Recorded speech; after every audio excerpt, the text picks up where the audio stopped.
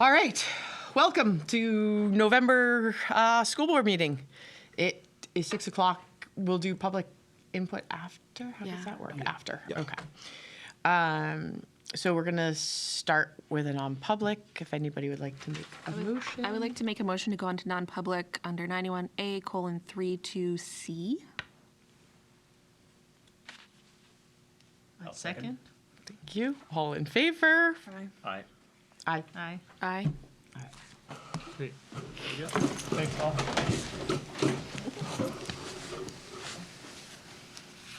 Pledge allegiance to the flag of the United States of America and to the republic for which it stands, one nation, under God, indivisible, with liberty and justice for all.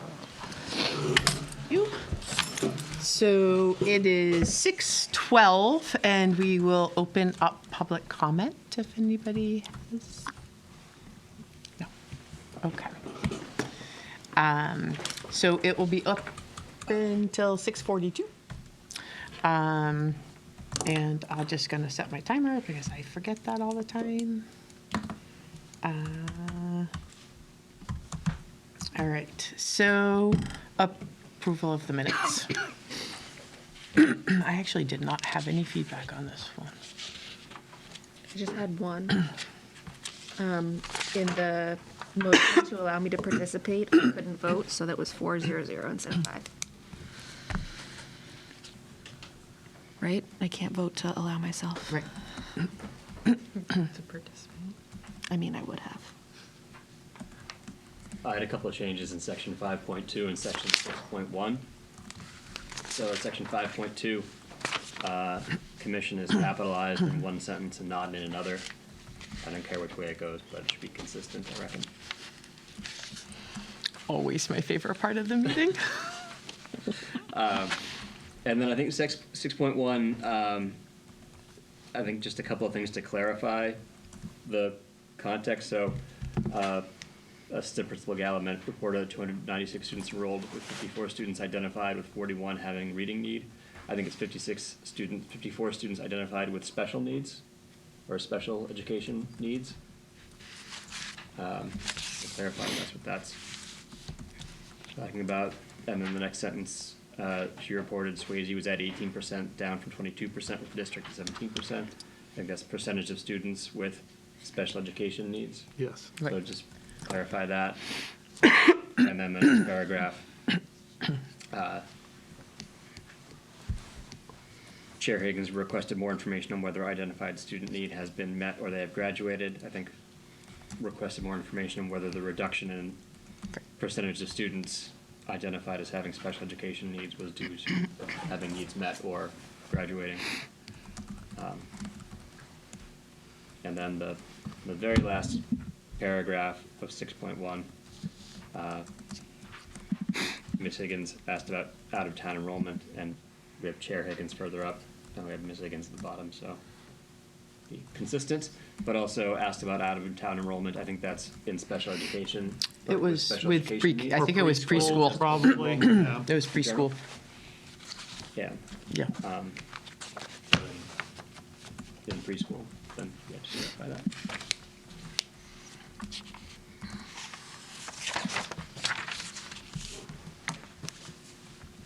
Anybody else?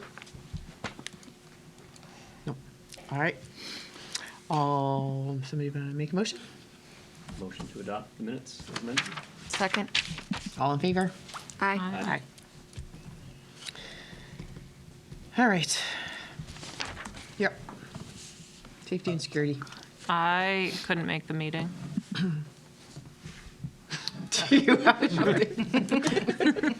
Yeah, we had a really good meeting. Got reports from all the towns. We actually had Officer Cooper, who is from Homeland Security. He did a lot of discussing, just talking about how impressed he was with SAU 16, one for having the committee that we have and meeting, taking safety and security so seriously. And, you know, just he's doing audits, safety and homeland security audits in a lot of our buildings to give upgrades. It's about our training, our practices, and then our equipment and logistics and facilities. So more to come on that. Chief Kane talked about the drills, and we got to do 10 drills a year, with one being some type of tabletop or response to an active shooter. So those are going well. Schools have scheduled those. We're doing tabletops in all of our schools. I also reported the money that we received from the grant last year and what we bought with that. I talked about, I believe, radios for you. We got the radios. Yeah, the bollards that you saw coming in, so talked about those placements. So if you saw the two bollards walking to this main entrance and the one in the front of the school, those were placed over the summer. So again, just all the upgrades that we're making in regards to safety and security. So it's an overall good meeting, and look to meet again in January, I believe is our next meeting. Both of our SROs spoke Thank you. and talked about their roles, which was great. They did a fantastic job about the connections they make with kids, that it's not just a police officer or walking the halls and guarding. There's a lot more involved with that, so that was great. Cool. Superintendent evaluation, I think we gave this at the joint board, but so I guess, Ron, mostly for you, that we are in the process of, we have our meeting this week, and we're in the process of doing a 360, developing our own 360 evaluation. Esther wants that, and we want that. And so it will be something that will be standard protocol going forward, that identified, people at every level will be asked to provide feedback every year. And it will be part of her evaluation process, along with board feedback and the other things that we've already done. So that's where we're at. Our goal is to have that tool, like a draft of that tool, for Esther to look at in December. Okay. So, yeah. All right. So Heather did a really great job with the policy revision brief. So everything is spelled out fairly clearly in the meeting materials. We are recommending 4 new policies and recommending deletion of 2 old policies. So 2 of the 4 new policies are replacing the 2 policies being removed. That's the investigation and background check policy and the bullying and harassment policy. The background check policy has also got a new policy with connected with volunteers to make those consistent for the background checks and so forth. And then there's a update to the tobacco products ban to keep up with tobacco ingestion technologies.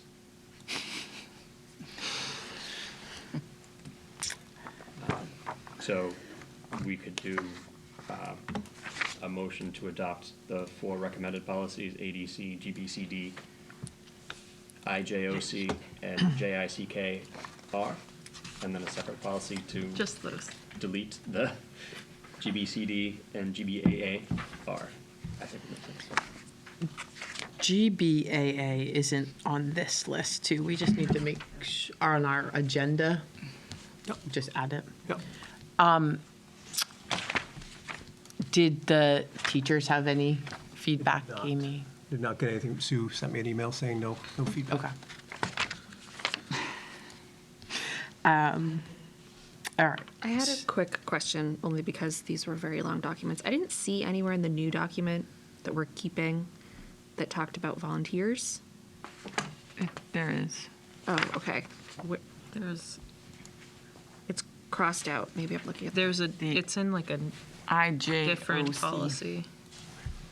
Oh, the entire. Yeah, the entire thing is. Oh, okay. I see. So, yes. Okay. So we're replacing one policy with 2 policies. Yeah. Yeah. I had it in my brain it was the opposite. Did anybody else have questions, concerns? Are we getting rid of JBA, or are we just like changing 2 words in it and changing it to JIC? And really the words are student instead of pupil. So I think GBAA was already removed last month, according to the note. So JIC is putting it back in.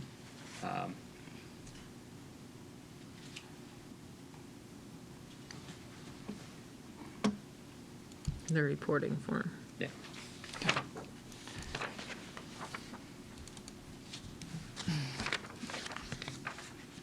Did you have any concerns? No? No. Letty? No. So the idea with the e-cigarette, saying e-cigarette, is that basically if a kid has an e-cigarette, even if they say it doesn't have anything in it, or I'm just smoking cloves, that like it's still going to be a. That's my understanding of it. Yeah. I don't know. I think smoking cloves is still probably bad. Inhaling. I'm inhaling saline or whatever. Even if it's just water vapor, it's the the hair. that, The item. Exactly. the item itself. Okay. Do you have thoughts on that, Kate? No, I think that's appropriate because you can't tell what the people are inhaling. All right, would anybody like to make a motion to accept A, B, C, G, B, C, D, I would like you to make a motion. I, will make J, a O, C, and J, I, C, K? I will make the motion to accept A, B, C, G, B, C, D, I, J, O, C, and J, I, C, K, R. All right. Second. All right, all in favor? I. All right, and then we need a motion to withdraw. Make a motion to withdraw G, B, G, C, B, D, C, R. D, R. Second. All in favor? I. All right. Policy done. 6:22. Rocking it here tonight. So board member queries. Anybody have anything?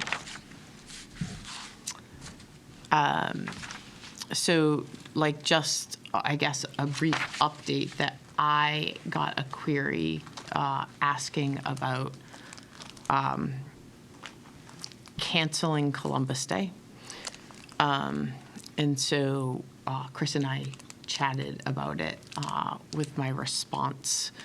But I guess there's some conversation going around about that we voted as a board and as a district to cancel Columbus Day. And so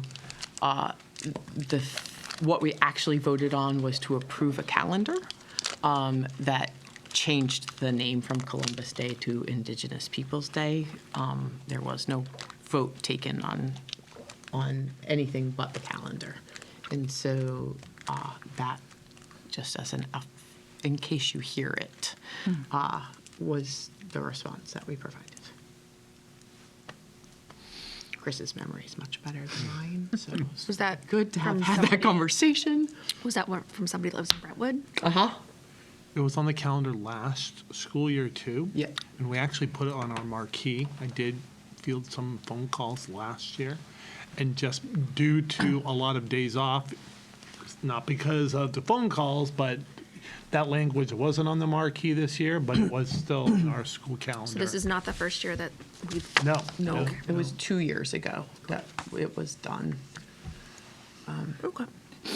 So, just in case you hear. And then community engagement events. I had a super fail at the November Brentwood newsletter article. I apologize for that. I did get our meeting with Esther at the Brentwood Library into the calendar, but I didn't get a newsletter article out. That's okay.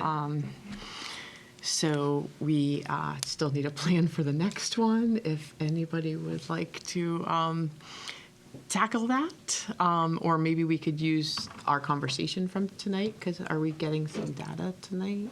Yeah. So perhaps we could. I know this is stepping ahead, but the communications committee, I don't think it will be for next month. I believe it will be for the month after that. We want to put in for the SAU survey that's going to go out a QR code and explain that we're trying to get feedback. And I thought the Brentwood newsletter for Brentwood would be a really good place to put it in. So you would have that for, so the deadline is the 15th. So would you have that by December 15th, or would it be January 15th? I think it would be by December 15th. Okay. So we'll tag you for the next I have to, newsletter. yeah, I have to, I did I couldn't find the minutes, and I didn't write down exactly. There was lots of talk about, and I said, I want to have it, the QR code for the 15th, and I think, and our next meeting is December 6th, so I'm thinking that it must have been so that we could have it for December 15th, so that it could go out. Because I think we're going to have the survey out in the beginning of the new year. Because you could even, as if the link is created, the survey doesn't have to be built out Right. to get it in. Okay. I will put it on my to-do. I will put like a reminder on Brentwood Talks and Brentwood Chats about Esther's meeting. Wednesday. It's Wednesday, I think. In 2 days? It is in 2 days. It was in the newsletter 2 times ago, and then it's just on the back page of the newsletter this time on the calendar. And it was on my calendar to attend, and I cannot attend this week. If any of you could attend, Also It's can't Wednesday at Wednesday. 6. Let me see. Wednesday at no, I think it's at 5:30. It's at 5:30 on Wednesday at the library. I can't do that. I have a work event. You can go. Yes. Thank you. I have to leave by 7, though. It's not scheduled for that long. It's Good. scheduled for only an hour. But I will put on Brentwood Talks, I will actually do that when we leave tonight, and Brentwood Chats, I'll put reminders there. And I know it's been in some of in the district communications. great. So, but I would like for anybody to attend. I would like people to be there, so. All right, so let's go back to community engagement events after we finish the meeting, remind me, and see if we want to put some data or what we want to do for that. The note I had for the last one was that we were going to cover more of the goals, your goals, like the district goals. And when I went and sat down and looked through the goals, I realized that I really needed probably more information before I could write an article about them, and it just didn't happen.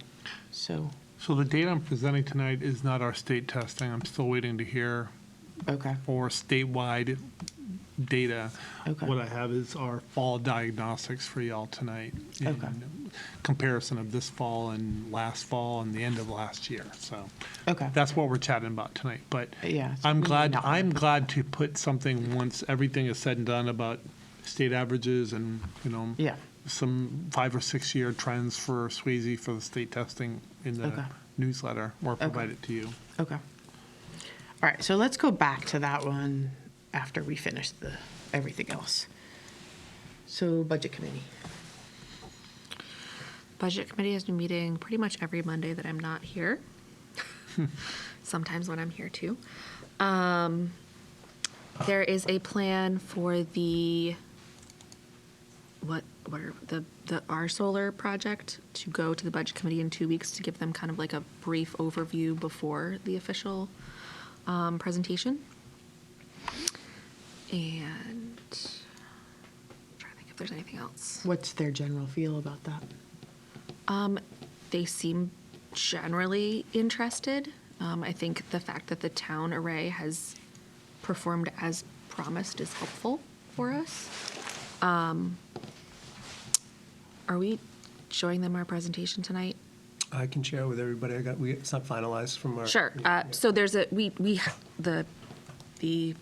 solar group has kind of figured out rough ideas about like how much it's going to cost, how much it's going to go over time and stuff like that. So that will be, I think, helpful for the budget committee.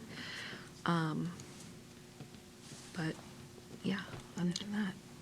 All right. Communications. You just gave it to us, but Yeah, we met and went over the survey that had been created to kind of tweak it and with the plan that it's going to go out in the new year. So cool. look for it. And if you have any And it's suggestions- different than the one that the co-op just did. It's different than the one that the co-op did, right? This is a looking for communication not from the school, but from the SAU as like, right, which basically means from the central office, not like, which there was lots of discussion about the semantics around what exactly that means, so, and how we can make sure that that's clear, like not what you're getting from your school, but what you're getting from the SAU. Okay. So that is what the survey will be, and it is separate from the co-op. Okay. And there's no wellness committee update. There hasn't been a meeting, so. So you guys are up. Okay, so manifest financial. So here are the manifests to start signing. Included in your board pack is a current year financial. I did also include the food service worksheet, as well as Letty, you had a few questions from last time, so I put notes next to that. Awesome. So hopefully you saw that. Yes.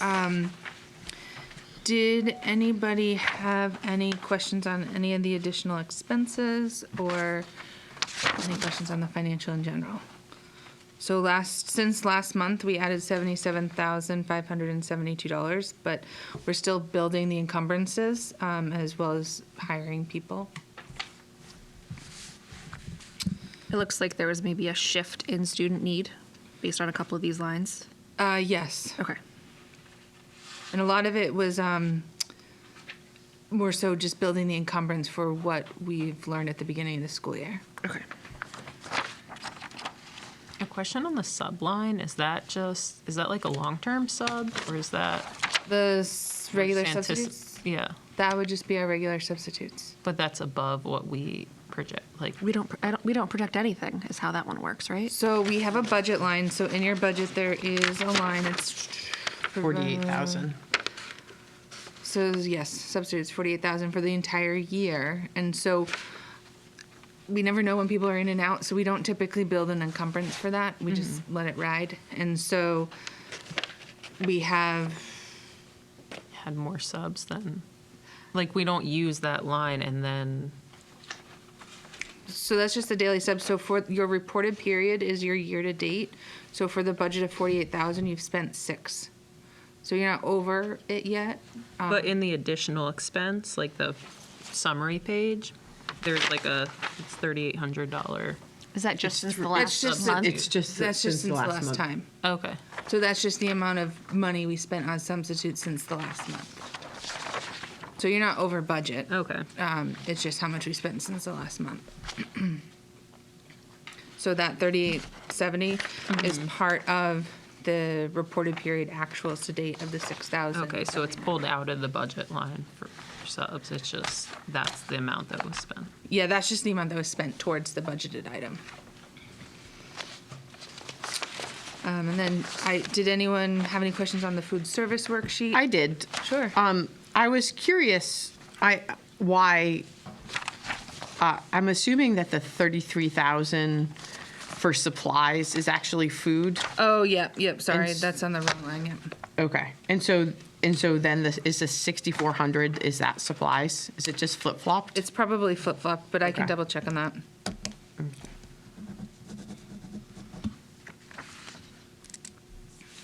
And again, because the food service application is still in process, we haven't had it officially approved yet. We don't actually have any official reimbursements yet. So that's why everything is in the gray color, because we don't know exactly how much we're going to get back yet. Because the application has to be approved before we receive the money. The application for free and reduce? No, the application for us to have a meal service program. So every summer, Jean Pierce works with all the food service directors to get the inputs for the meal service application, which is just for us to have a program here and participate in the National School Lunch Program. They always kick it back a few times, and so right now it's in their court, and hopefully it'll be approved. But until then, we wouldn't be receiving the revenue yet. Okay. So it's all projected at this point. Okay. And so, and the local revenue is pay.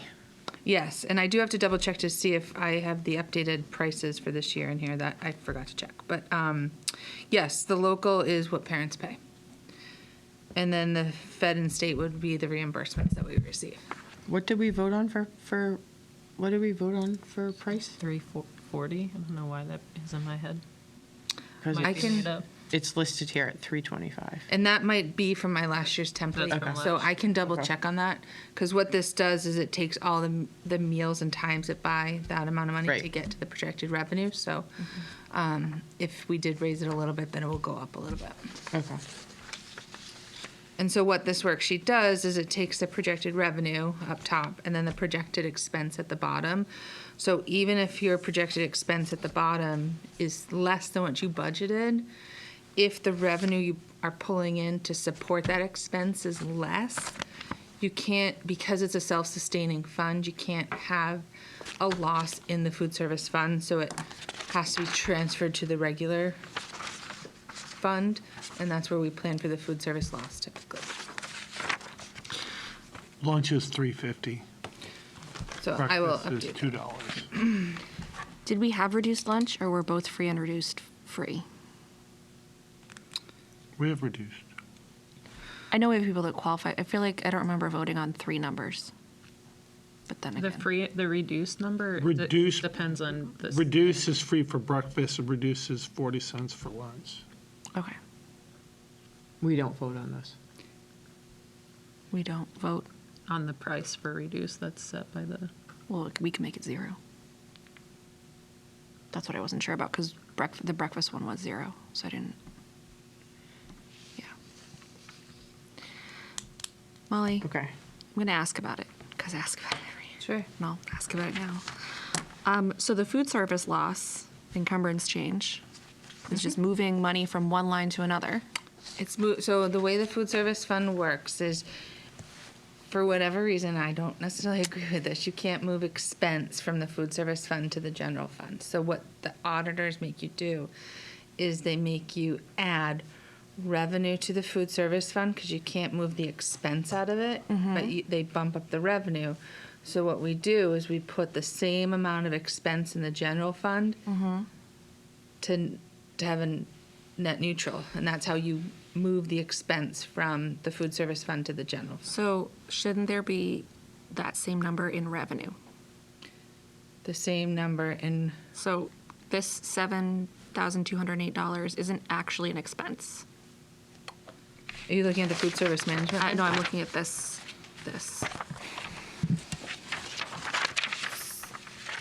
So the projected loss would be the 13,208.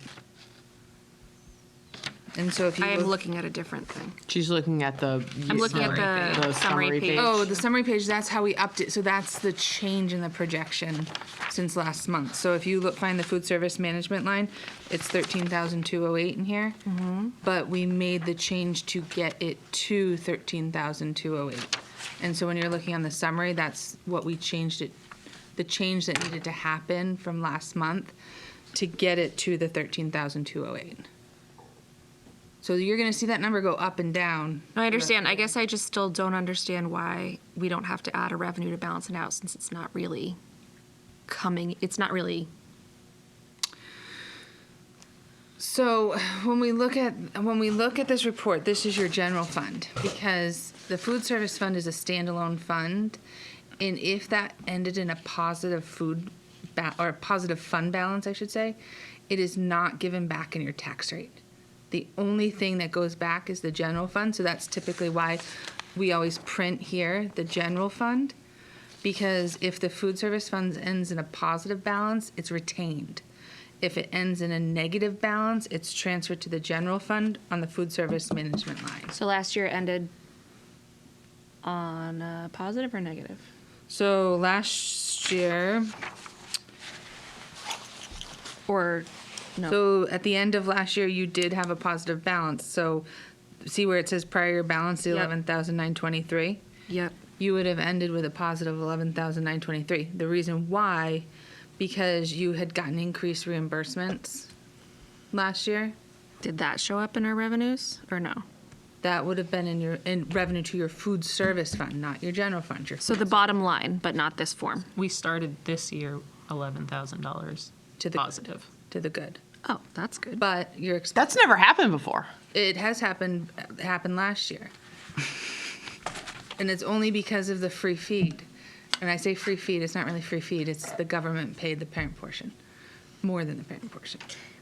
Right, it happened the year that we were getting the $4 reimbursement. And you got a lot of supply chain assistance money last year, which I don't know if we'll get again. And again, that's a revenue to the food service fund, not the general fund. But we started at. So least we had with this surplus. conversation with You don't see the food service fund. Liz, right? Like, we had this conversation and they were questioning why we were always running negative, which is why we wanted to get the more in-depth balance, because the last thing we heard last year was that we were running in the negative again. But apparently we won't. You received a lot of supply chain assistance money, though, to pump you out of the negative. Great. That's probably not going to happen this year. But we have Sorry. the $11,000 buffer to offset this year. Yeah, to partially offset this year. But, I mean, right now, total revenue is projected at 92,000. Total expense is 117,000. That's more than an $11,000 difference. That's why we're saying we think you're going to have a $13,000 loss. Now, if the government It's a steps bigger in, loss than that, because we had the 11,000. yeah, but it would be, yeah. So next year when we're doing the budget, you don't have that supply chain assistance remnants. You don't have the increased food service revenue from the state and the feds. You might. They just haven't announced it. So, like, this goes back to the conversation that we had last year, and I will say that I will have finished 9 years on the school board, and I still will not really understand this process. But that's the end of public comment. Does anybody have anything before we close public comment? All right, public comment's closing at 6:42. But it goes back to, so, like, let's get rid of the $11,000 that we got, that we ended positive, right? But that, like, we're running in a negative program. And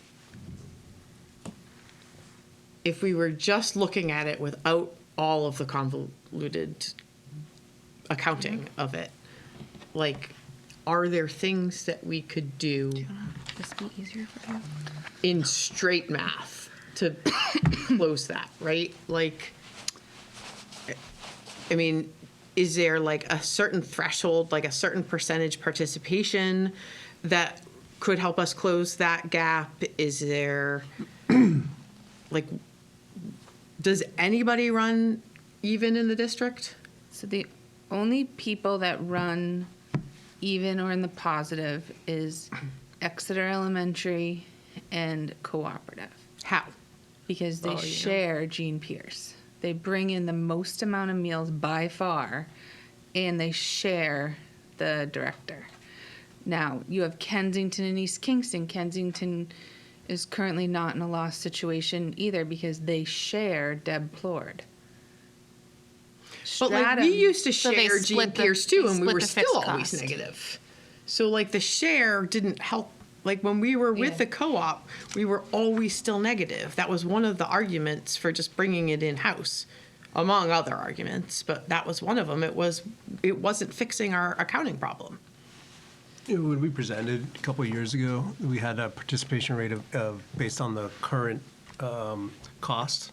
So I think it was like 325 at that time. We needed 80% of our student population to eat every day to break even. We're almost getting that. We're getting like 69% was the highest I think we got on a. Right, and now we're like really averaging in the 40s. But we set a record last week for the amount. For what meal? I think it was pizza, 160 something. Obviously. But still, I mean, Maureen was very excited to let us know. So Miles has bought lunch every single day. thank you for He's doing doing your his part, part. Miles. And We appreciate buy that. a lot of days. too. Anderson buys every day. Sylvia's not so much. Come on, Sylvia. I mean, part of it, I mean, the biggest expense is probably your staff. And not only does the salary go in here, is medical, dental, Right. all of that. And that's expensive. And then the rising cost of food is also Right. expensive. And then if your refrigerator breaks, that also is a cost to the food service fund, or your stove, or any repair. It is? Why doesn't that hit our maintenance fund It has to come out of your food service if it's dedicated. first? And then it could. It's But one- like, we put that in our capital improvement plan. So So we need to sell twice as many meals to break even, is the moral of that story. We'd be able to give I mean, you a I true can- percentage if we did I put can that. run numbers. How are Try It Tuesdays going? Good. I like the pictures. Oh, that's great. Very popular. Yeah, Not so much when we run out of one of the things kids want to keep trying, so. at least they're trying. And You know then is the exactly. idea that then they go into the regular menu at some point? I believe maybe? so, yeah. Yeah. Speaking of talking to Concord, Chris, I know that Massachusetts just made all school lunches free. Is there any possibility that's going to happen here, New Hampshire? There's a lot of things we've been tackling. That one has not been one of the priorities because that was kind of a big So no. there's a lot of research going on though, Letty. Like one of the professors that I work with is like, this is her specialty. And she's actually doing her research in Maine and in Alaska because they also both do it. And so I do think that in another couple of years, as that research runs through, that hopefully we'll see that it's a value add. Yeah. Because we need to keep feeding, right? Like, even if it's only however many percentage of kids, like, we need to keep feeding them. So as the number goes down, those fixed costs don't change. Yeah. All right. Thanks for explaining it for the Yeah. 150th time. And one thing that they also do at the co-op that makes money is a la carte. I don't even know if you want to open that here, but Well, it's also really hard to do. a And then you cart. can't get And then free you- Especially with little yeah, kids. yeah, on the, There's if so you many just get a milk, rules. you can't Yeah. get fed. Right. exactly. So. I don't know if So now you we want gotta to go go into into the budget. budget, or it says energy commission is first. I don't know. You do budget. Budget? I already got my budget out. I might as well go. So we brought the first pass of the fiscal year 25 budget.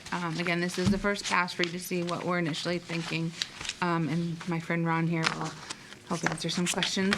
But then also what we'll do is take any feedback and tweak it so that we can come back in December with exactly what you want. So if there's a certain percentage or a certain number you want to be at, we can try to get there. Should I just start? I don't know. Are you going to talk about or do you want me to just start asking? I think you start asking questions. Cool. Just where I can make changes, I think they were pretty minor when it comes to supplies. General teaching supplies, books, and other printed media. We tried to keep it as close as possible to actuals. So, yeah, I don't mind any questions you have. Okay, so salaries of teachers, it looks like it's a little bit more than just the contracted increase. Is that also for staffing changes? It's also step and tracks. Sure. But like, we're not adding more teachers to the. We're not adding any staff. There is a proposal to add 1 day for one staff member on here, which Okay. is library media aide position. And is that's in that line, I think I saw. It looks like the para line went down, but another line somewhere else went up. We have regular instructional aides and we have special education aides. So it's the number of people is the same total. But they moved from one line Yes. to the other.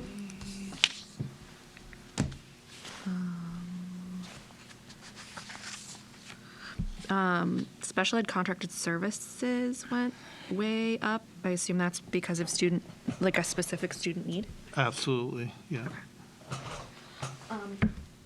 At some point, would it make sense to try to hire that person, or is the only way to do that through contracted service? I think we'd be open to trying to hire somebody if there was availability of what we're looking for, I guess just that line's $150,000 now, so right? that feels pretty close to just being able to hire a full-time person that works. Could on that be staff. covered by one person, though? I don't know. Well, it's, and again, for this particular instance, it's someone to provide service and collect data and someone to supervise that person. So it's a combination of two people. Okay. You know, the role we're talking about, not to get into too many specifics, is also someone that we don't want one person just to do the position all day long. some high burnout with that. So it's a combination of that contracted person plus our own staff that push in and out. So might we have a better idea this time next year about Yeah. whether or not it would make sense to save money by Absolutely. bringing that in? Yeah, the model we're looking at in this proposed budget is one that we had in place last year, and we tried to bring it more in-house. Yep. ESL, I'm assuming, is also identified student needs. I'm sorry? ESL. Yes, what? Yeah. Well, so there's ESOL is is sorry. about home language. We also have ESY. I'm not sure which one you're talking about. ESOL. It's I'm saying yes. Yeah, it went way up. Yeah, Molly, I don't know if we were able to get information about, we know how much the hourly is, and I know how many hours, and it didn't add up to that much. Well, that individual has an up to contract, so we I see. had to encumber the up to amount when you probably use or less, but Yep. with the up to contract. So even in the current year financial, you're going to see that encumbrance this year if you look on that line. Yeah, I saw that one, which is the same amount that this one went up, so I figured that was why. So this matches that individual's up to contract. And you never know who's going to move into town that will need those. Well, and we're budgeting based on the students we have. Right, exactly. Yep.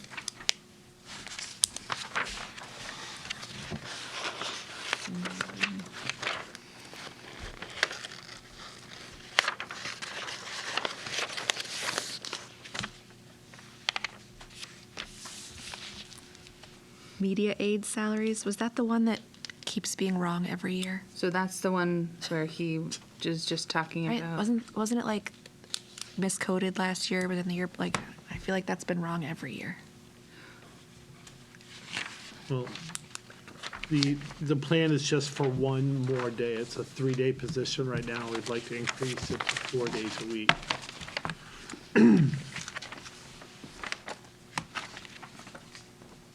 And is that the library's open 4 days, right? I'm sorry? Is the library open 5 days? The library, Like- kids have classes, the librarian is here for, it's 4 days, a combination, 2 half-days and then 2 other full days, but, yeah, so sometimes this person is here to assist students that are coming in when there is no library classes as well, Okay. yeah. Tell me about computer services supplies. Yeah, so our wireless has run its life, so I believe the increase is about $22,000 to replace all of your wireless access points throughout the building. Okay. Yep. So you shouldn't see, it's a 5-year shelf end life. So as soon as the company determines that, you have 5 years. So it could be 5 to 7 years before you'd have to replace that. I'm sorry, what? So when we replace them, then the company will say you have a 5-year shelf life. That could be at that year that you replace them, or it can be 2 years down the road when they determine it. So that will give you your time frame of how you would have to budget moving forward. That's part of what Mr. Hills has done with the auditing the different buildings. You're going to see access points throughout the district, but that's because a lot of end of the life this year for our access points. But you'll have a rotating schedule once that is determined, once they put it. So we need to do this every, No, you'll need to do it at least every 5 years, maybe more, depending on when that end of life is. more frequently or less frequently? Less frequently. Yeah, Like, there might be more years, but the ballpark is every 5. at least, yeah. Yeah, I don't think we've replaced these within the last 5 years. No, not No. since I've been here. Can we put that in the project line instead? In the project for facilities? Sure. Why? I don't know, I Because it's feel like like it's like a one-time thing that happens every 5 years. More infrastructure-y than, it's like the smoke alarms. Yeah. It just feels like it's gonna make this budget seem really weird every 5 years.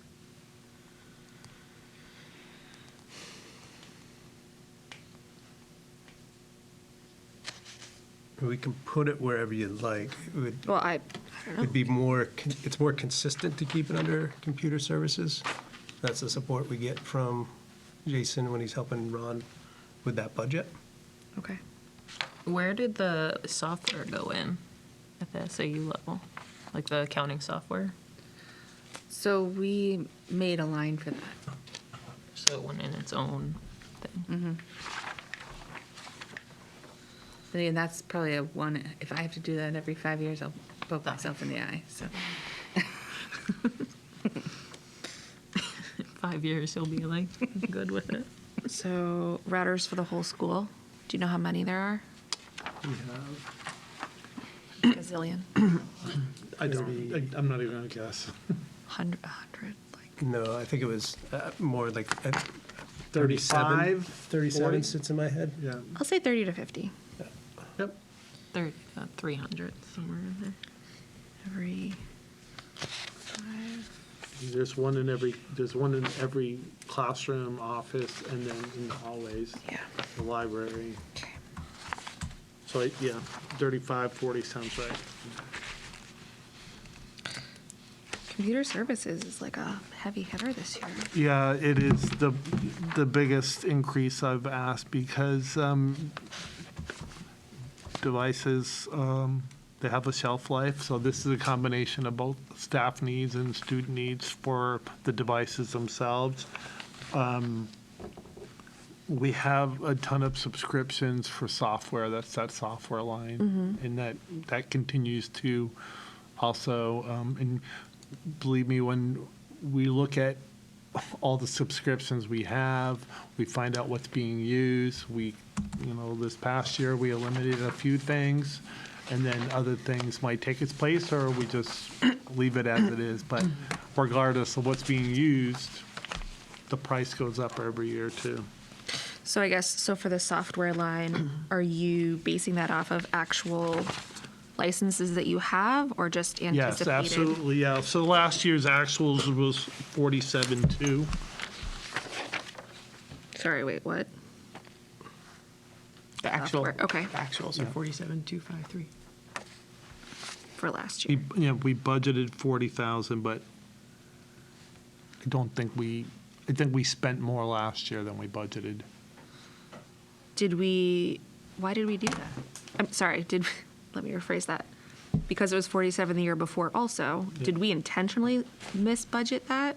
Or was that a, No, I think we had high hopes that we would not be using all the things Okay. that we invested in. okay, so the 50 is a more accurate capture of what we need. Yeah. Okay.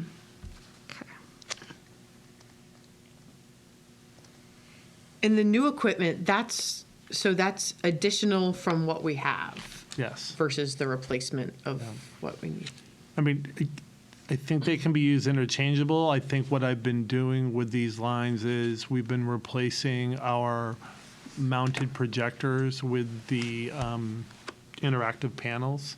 So that's kind of, in my opinion, new because it's not just getting a projector for a projector. So that's where we've been going for the interactive panels. And the other ones are a combination of staff devices and student Chromebooks.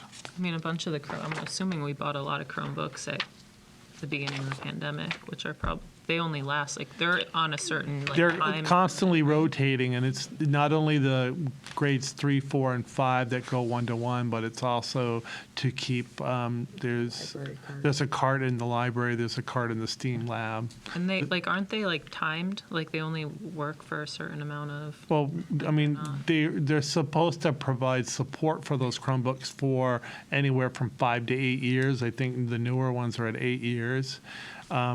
But I think elementary kids, they're not bringing them home as much as middle or high school, but middle and high school students take better care of Chromebooks than elementaries. Whoops, stuff happens. I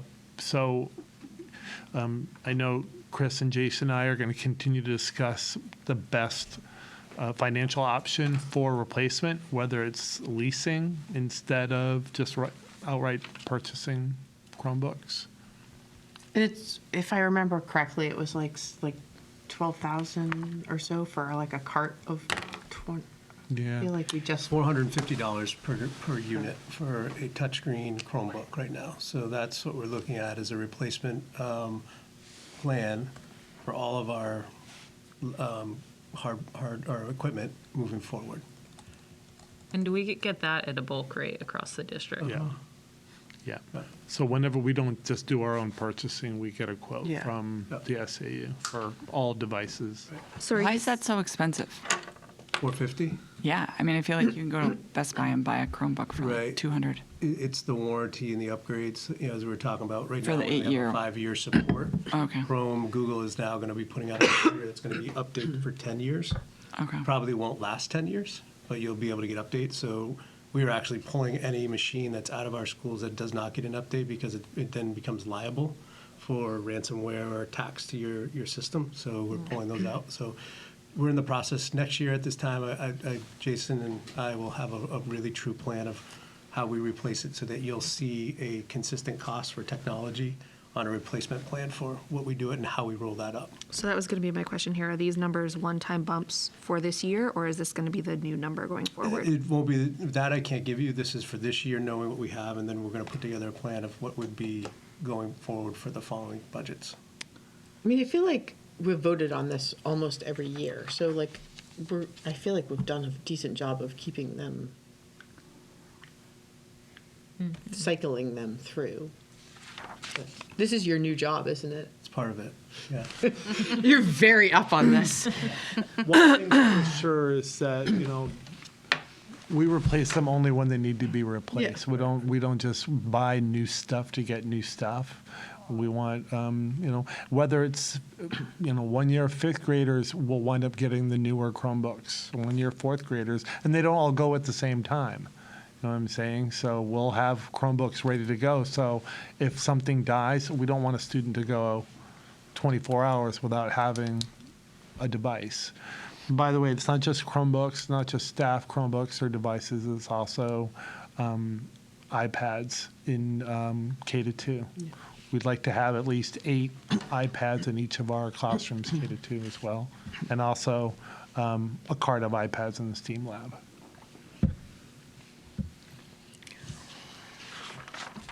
Will you have the updated information about the replacement schedule and a more solid number for this to be leveled out year over year before our next meeting, or no? No. We are still compiling the inventory list of every piece of equipment we have throughout every building. I guess my only hesitation is that I know it's early in the year, but we have a lot of money on both of those lines for this year still. And I know that that doesn't mean anything, but I haven't bought anything yet, but I want to. Like our interactive panels, I haven't bought any with this year's budget. That's going to happen. So eventually, I'd like every classroom to have one. Right. Okay, I'm good with that one for now.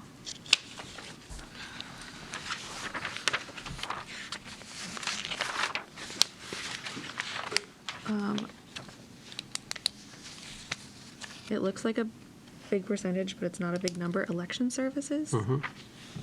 What's that? It's for your ballots, or cooperative for anything you have running for your position. That's the true number, so we We built have to that in. pay for our co-op ballots? Why doesn't the cooperative district pay for our ballots? Because they're Town. voting on your positions. Who's up? You guys up this year? I am. Yeah. You running again? Good. I don't know what we'd do without you for the budget, man. I mean, I'd probably still be there, just not from the school board. In the Office of Superintendent, that's just the update, the budget that we just assessment, approved. Yeah, okay.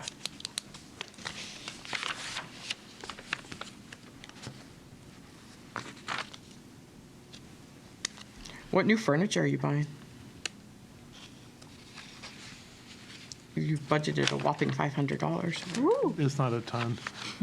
Sometimes someone needs an office chair every now and then, so. All right. got me nervous there for an Allison. I'm like, what did I put in there? Well, you only buying put a ton of furniture. you only put $500, Yeah, but it was a exactly. 66% increase. so. You had a slip of a zero. I had a question about the food line. Like, there's a 6.36% increase. Is that enough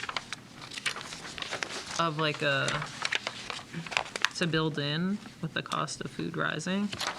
So, I mean, if we look at the actuals from last year, so you're in the food service fund, right?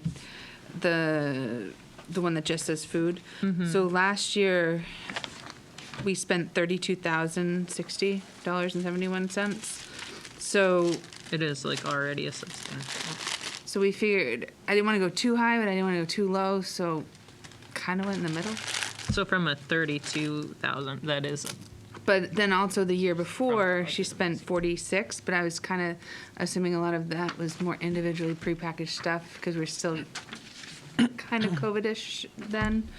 But I guess a quote-unquote more normal year would be on the 32 range, but then with the rising cost of food, wanted to bake in extra for that. okay. So it's not to budget this, the actual was 32. Yes. And then this year's budget's 55. Okay. And I mean, the 46,000, that first year, that was Maureen's first year. And And it was still the $4 reimbursement year. Well, so this doesn't take into consideration any revenue. This is just the expense side. But I think back then she was doing a lot of I think were saran wrapping apples and Yes. stuff back then. Yep, So we were, yeah. this is just not doing that to that level. Yeah. So I think that's why the costs went down. Okay. But still the rising cost of food. While we're talking about food service, is there that because that position's not under one of the CBAs, right? No. Right, I don't believe so. correct. It is not. How did we come up with that percentage change number? Is there any methodology, or is that just a standardized? So for non-union folks, we use 3% across the entire SAU for budgetary purposes.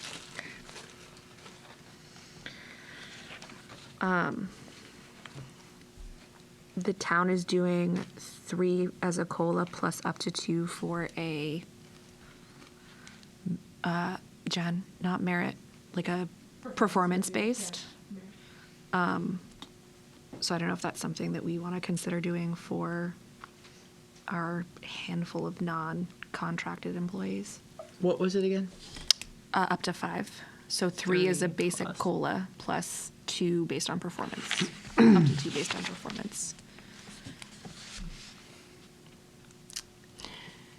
And for us, besides food, who else? Office. Office, Daryl. Daryl. Media aid. That's like a handful of people, Is she- right? Media aids in the No, collective she'd be in bargaining. the bargaining. She is. All right. She'd be there. Right? I don't know. The media aid It's in the collective bargaining. is. Yep. Yeah, so it's kitchen. So There's 2 in the kitchen, 2 in the office. And Daryl, our technology support. So 5. Janitors. No, They're not we, paid. we pay the co-op, right? Correct. Where is that line? Where do the janitors fall? So that's the contract, Office of- maintenance contracted services under. So we took a really good look at who's here right now, because a lot of those people come in and out. So we had a big spreadsheet to make sure that we felt comfortable with that number. So why is that line up, actually, while we're there? So it would be a change in personnel. Because your contracted service also has to cover the salary, medical, and benefits when you do that. So when you see a change in people, especially if someone has a single versus family plan, So it's not like we're hiring more people. no. Still the even same though- number of positions. And even though it's contracted out, we pay the medical. It's part of what you pay for. Okay.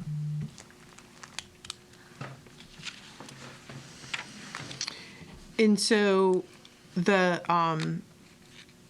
front office, where is that in the office of the principal? It is, yep, secretary salaries.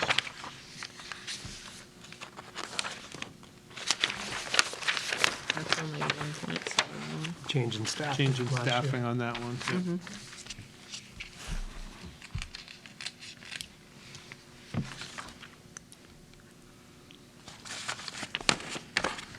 So that's 2 people that work full-time at the school, That's right, year-round. year round.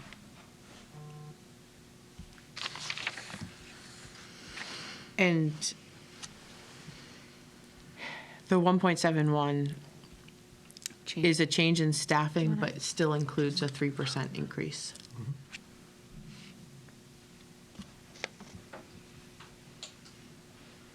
Did these people get performance reviews? Yeah, So like having a system where we include that in some sort of performance-based raise wouldn't be overly hard for you. no, no. And then where was the 5th position? It's under technology. Computer aid, salary of computer aid.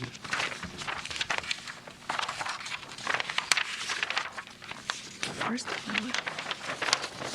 That's a 20-hour-a-week position.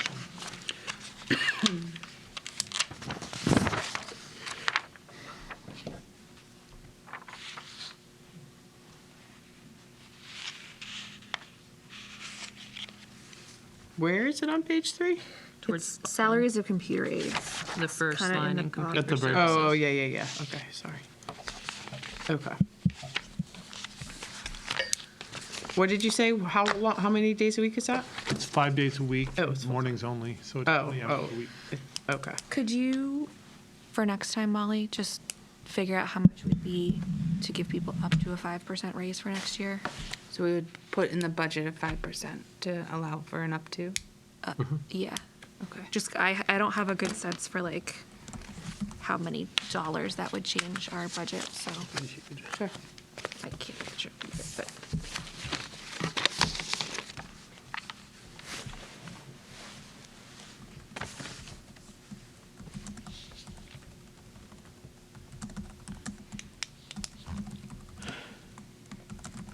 Sorry to put you on the spot, Jen, because the select board gets guidance from We get guidance Somebody. from COLA, from our financial, I think it's called Three Bridges, or I forget the name of the company that does, that holds all of our, like, trust fund trustees.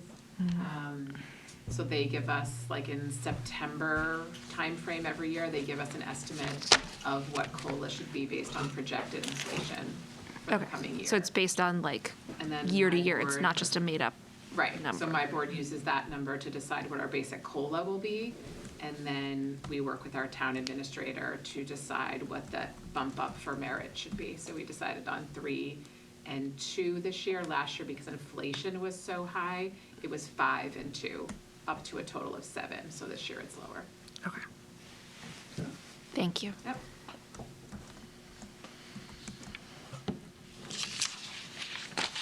Okay. I think that was all my questions. What are you guys targeting for your budget? Like for increases? We're in the this year? middle of budget, so I can't tell you right now what the overall end result will be. So far, most of our budgets have been relatively level funded with some small increases. Our police department budget's gonna be going up because it's growing over time. Some things have gone down, you know, fuel costs have come down, some of our like sand and salt costs have come down. So, you know, we're hoping to keep it, obviously, for the taxpayers as minimal as possible, but I'm sure there'll be some increases just based on cost increases and personnel growth and police department growth. Thanks. Yep. All right. Questions, concerns, feedback, edits, changes, requests? My last one is, do you think the food service management line is high enough?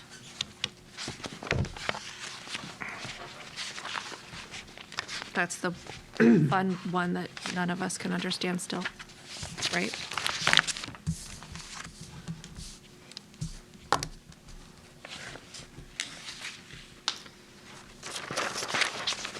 I mean, page 6, like close to the bottomish.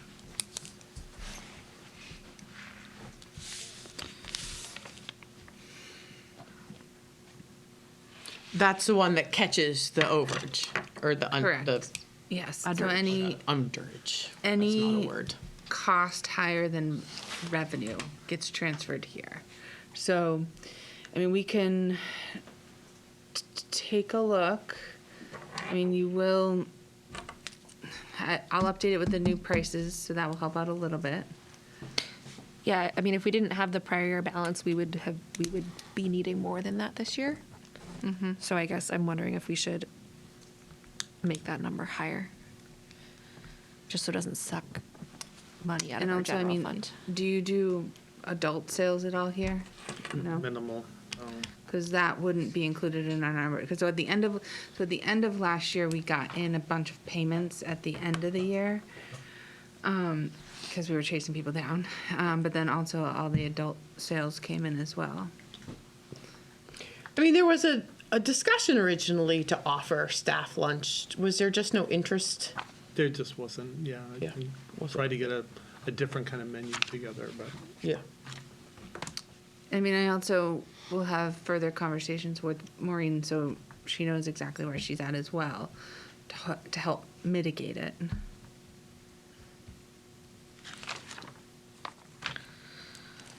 Okay.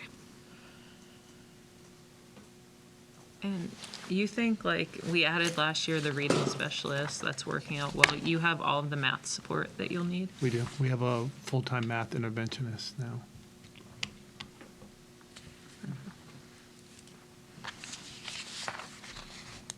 I know the budget's up. But, I mean, it's you know, a lot of we're not, just student. we're not seeing an area, you know, predicting enrollment to stay steady.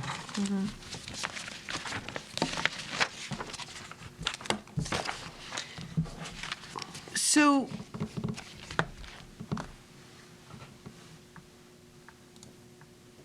of the 411,000 increase, when we meet in December, could you, like, that little pie chart that you do Yeah, for sure. your budget, could you do that for our budget? Sure.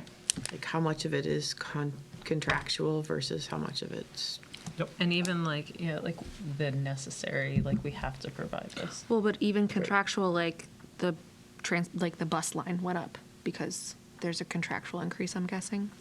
So first student, or Whatever pupil transportation is. so the first student one, we have the multi-year contract, which is a 3+2.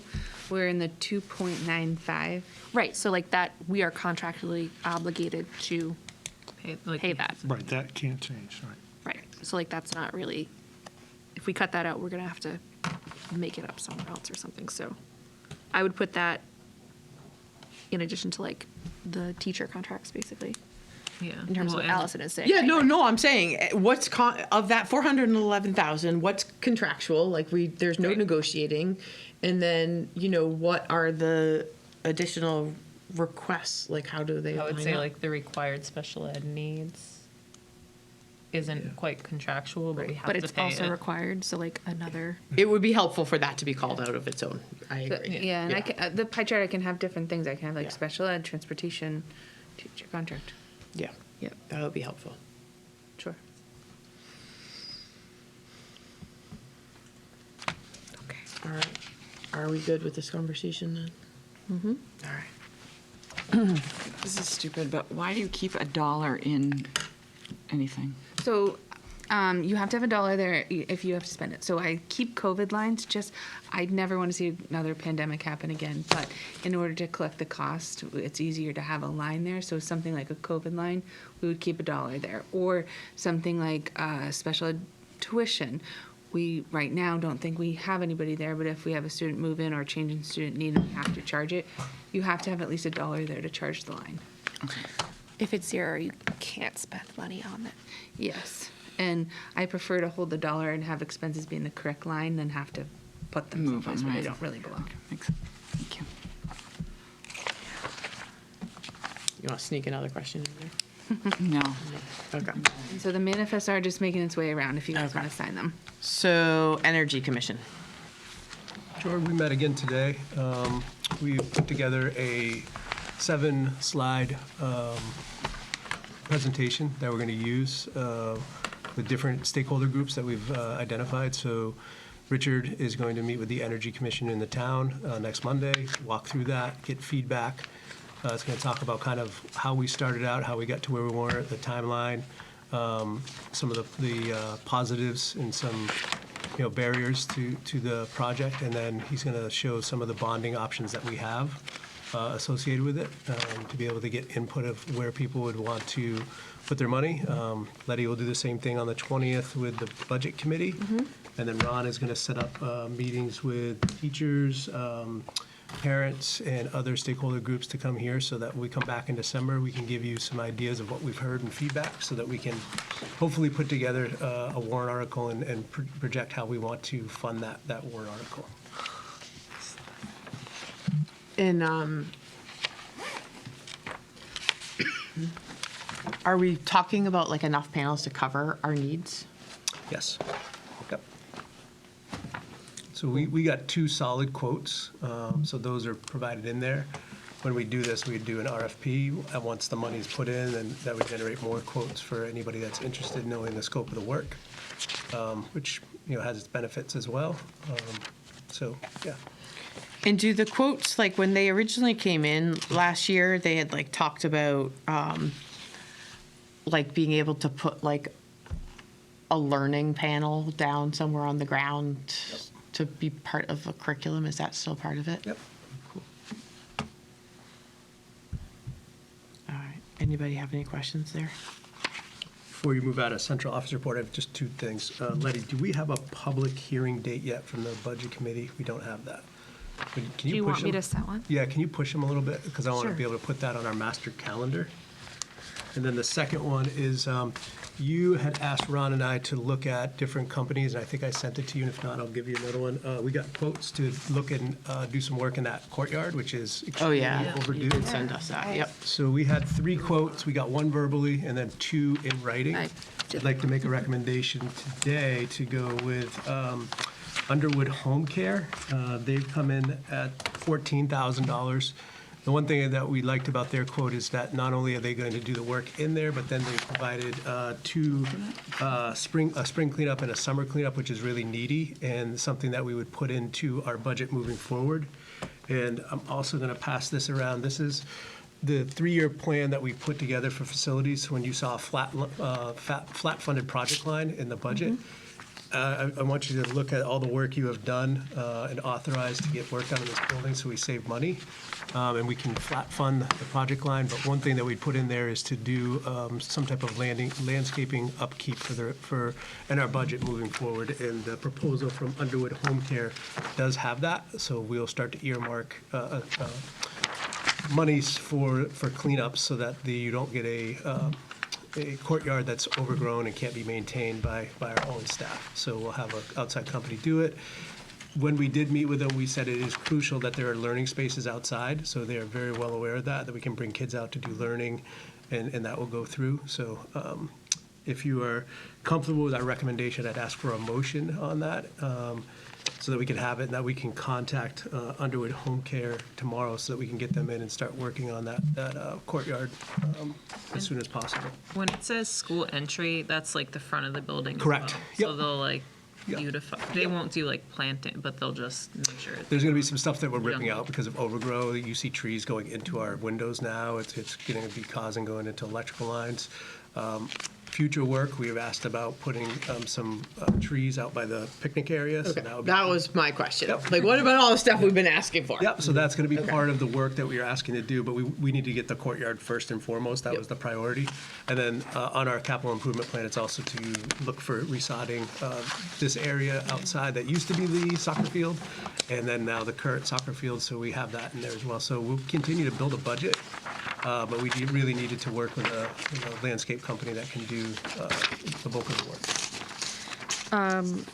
So there's the $14,000 number to kind of get us back to a good spot where it just needs general upkeep. Do you have a sense for whether or not the line we have for that Yes. will work going forward? Yep. Okay. Yeah, because then you'd be looking at about, Clean up twice a year. yeah, about 5,000 Perfect. over the course of the year, 2 different cleanups, a fall and a spring. And then what additional to do the stuff that we talked That's what about? we'll get to where we're at, if he can do some transplanting or other things. So once we get him in here, then we'll build into our budget to do that for Okay. future needs. But it's not in this budget we're currently looking. So as you look at that facilities plan, the only thing we have, and Mr. Q and I are going to walk through the building with Rusty and his team to see if there are any other major facilities needs that we could put into a plan for the, not next year's budget, the following year budget. What we have in our project line for next year, we could cover some of those costs, Allison. Okay. I have a question. The heat comes through the building forced hot air now? Is that right? Forced hot air? No. How do we get heat in the building? We still have oil.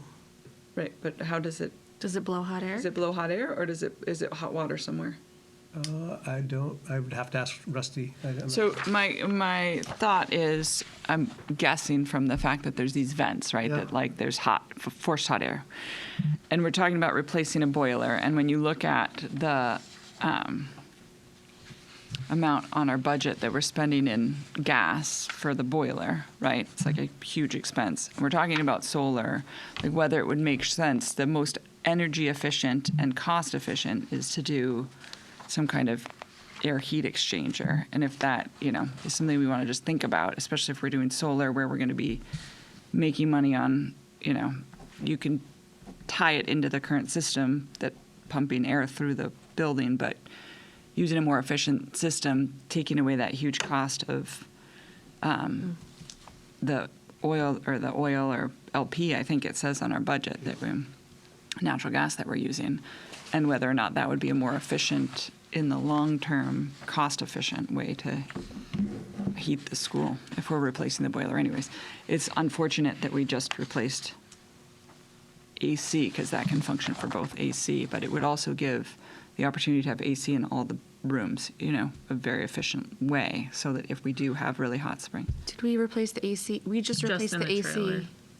in one place, though, right? Yeah, in the sped offices, yeah. Okay. Well, this says in the replace in technology In the steam lab then. and in replace in library.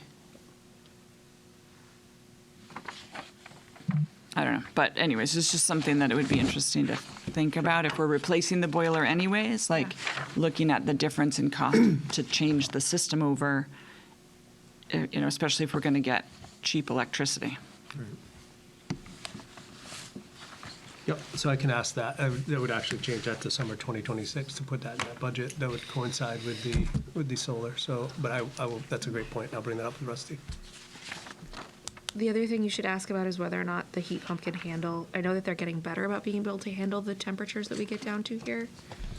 Like, I know our house has like an emergency backup for when the heat pump just can't. Remember those really, really cold days we had last year? Yeah, I know that.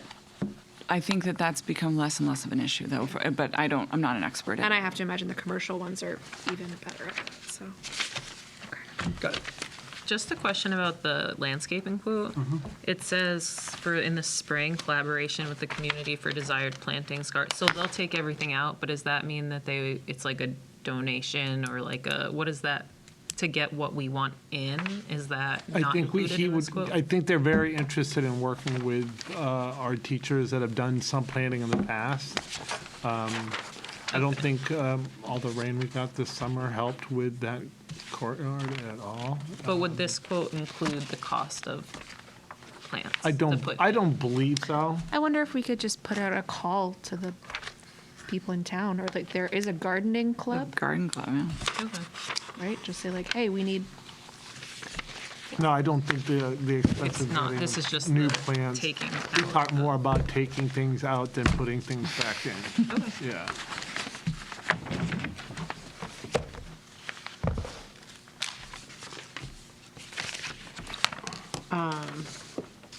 You need a motion for the. Yes, so we need a motion for this, right?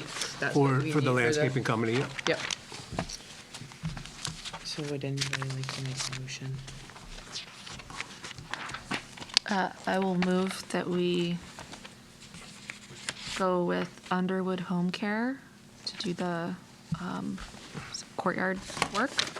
another one around Do the we need to school. do like a up to 14,000? Do you need that in there? Yep, you could do up to 14,000, that would be great. Up to $14,000. Anybody want a second? Second. All right, all in favor? Aye. Aye. Thank you.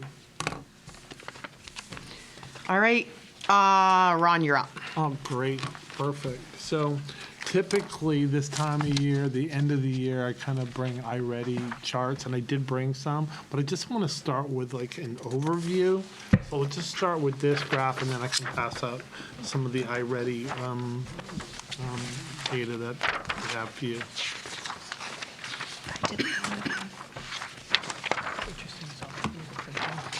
For volunteers, because I don't think, not all volunteers are fingerprinted, right? I'm sorry? Not all volunteers are fingerprinted. Like our kindergarten volunteers, no, because they're Like they're- library, yeah, like that's what I lunchroom. meant. Library volunteers, no, but we have.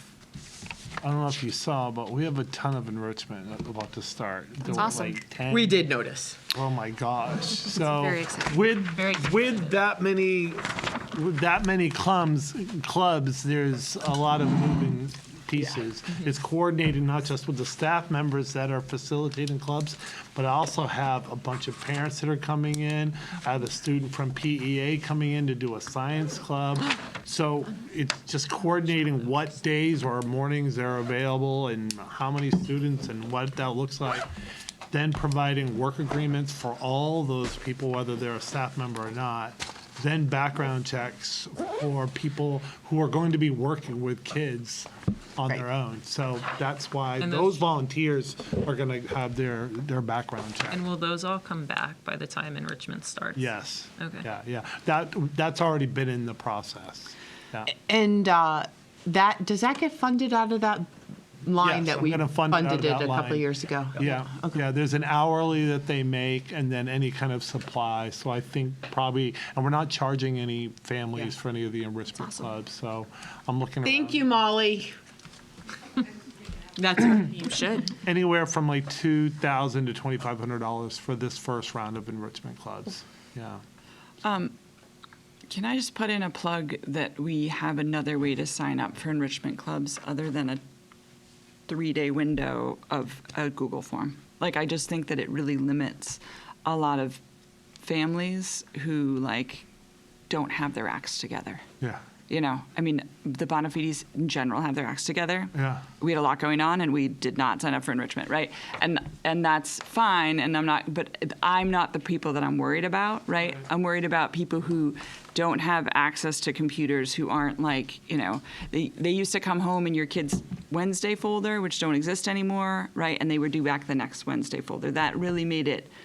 I feel like it's never going to be equal across the board, right? There's always going to be people who don't have their acts together, but I feel like that, like stuff that comes into an email and is expected to be then like a form filled out in 2 days and come back, it just really can I'm sure you have 10,000 kids who signed up. I just, you know. I Yeah, wanna- we had 150 individual kids that signed up, Yeah. and we didn't.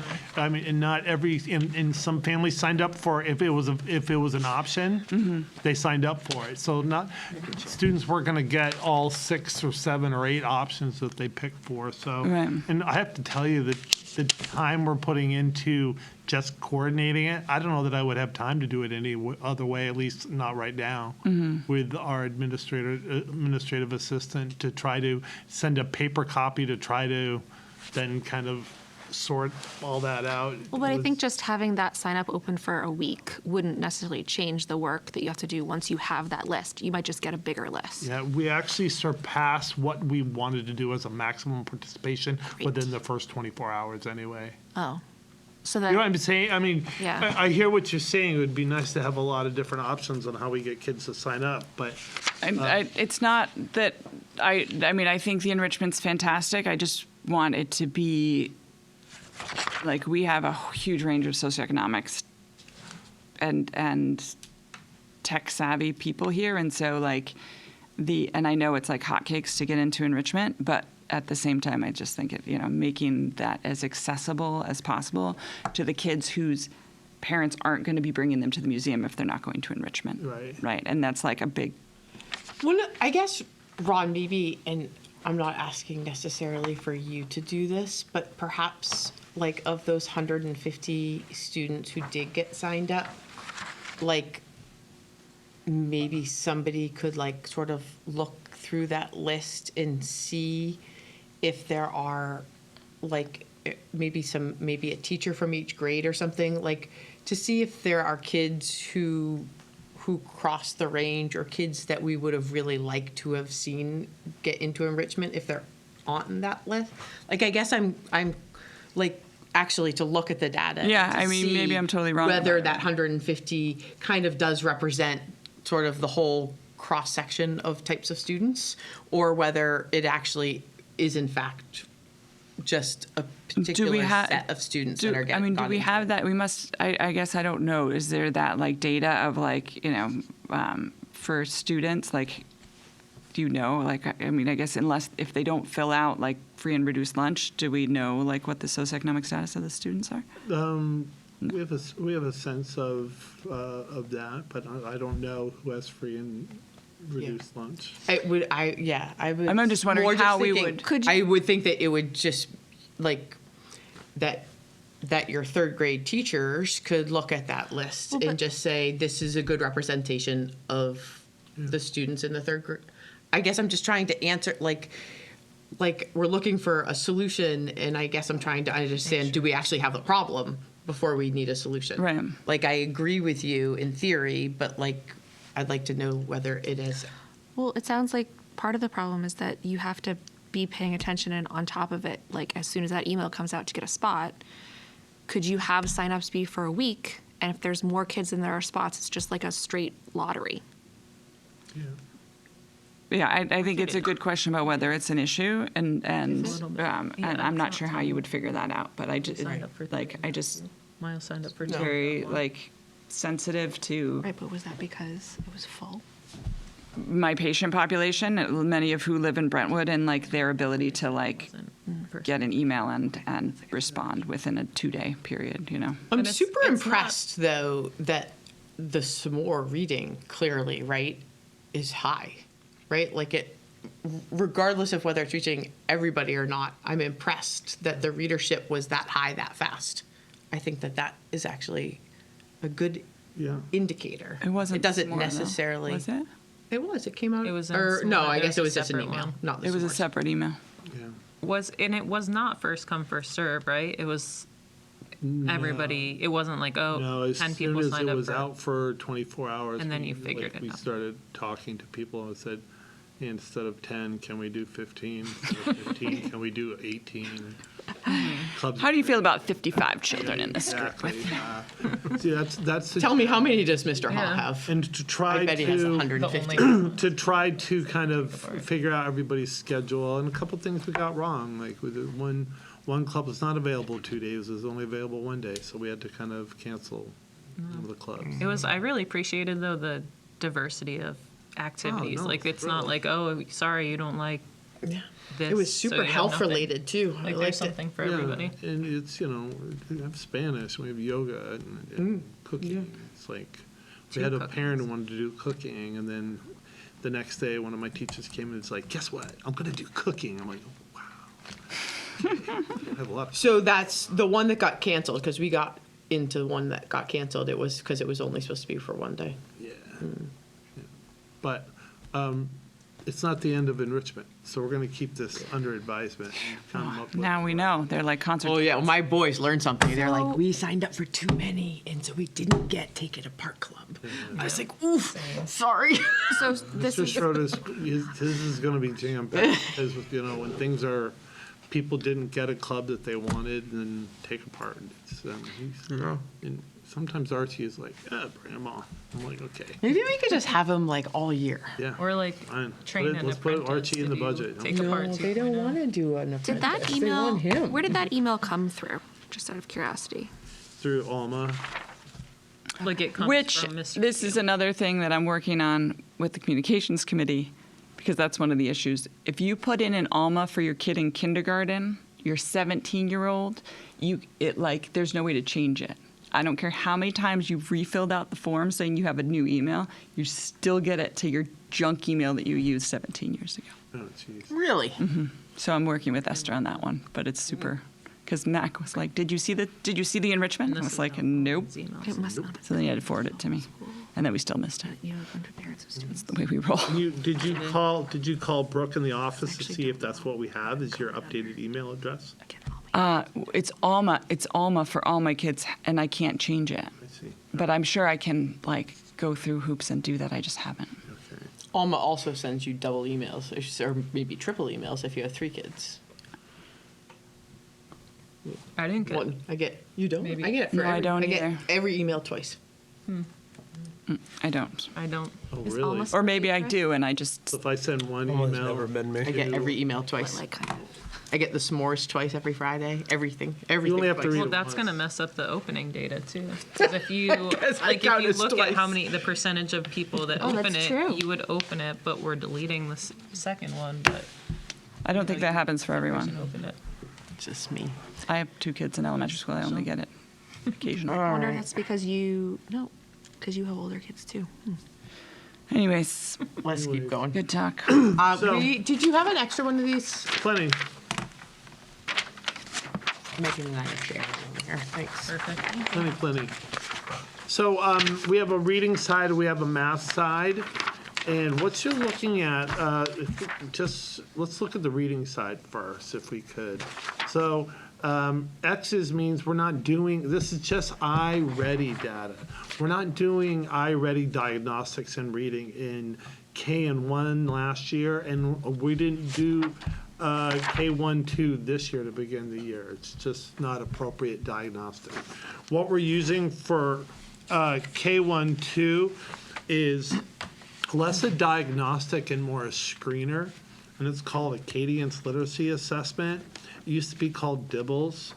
It's just basic early literacy skills, and what we're using with this information is finding out what students need, kind of indicating any student that we feel may have characteristics not only of students that possibly could have dyslexia, but would need intervention and something above and beyond like tier 1. So with this information, we're creating intervention groups. So it's not really a score for the school. This is really like for kindergarten, letter naming, first sounds, nonsense words, first grade, again with letter naming, nonsense words, oral reading fluency. And this Acadian's assessment is done one-on-one with a staff member, where the iReady is done with a student and a device. So that's the difference between. That's interesting. Am I remembering this wrong? I kind of feel like there were some kids where they were like, well, they were beyond this, so we did have them do iReady. Yeah, Did we in not do second, that this year? last year in second grade, some did iReady and some did Acadians. This year we did Acadians, not just K1-2, but K1-2, and in some cases, third graders did some Acadians as well. But for the most part, all of our third graders did the iReady reading, and then everybody with the math. So the percentages you're seeing on the graph is the percentage of students that are in the green, and our green means mid or above grade level already to start the year, or early on grade level. And remember, we had that conversation Yeah. at the end of the year where some of our kids, which is still on grade level, but it said early on grade level, and you can score an early on grade level by missing one question from one category, whether it's phonological awareness or high frequency words. So this is really our kids that are already on grade level to start the school year.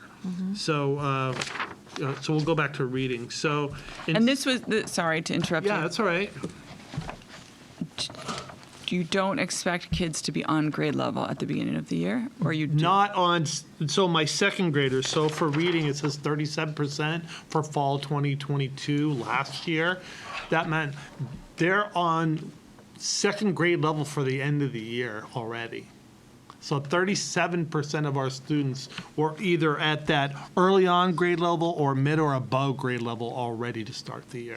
And so 63% are the third grade, 52%, 51 are this year. Right. So when you do the end of the year, do you still count those same two colors, or do you change to different Because colors? if you're early on grade level, at the end of the year, you're behind. You're not behind. It could be you're early on grade level just from one category that will keep you from being on.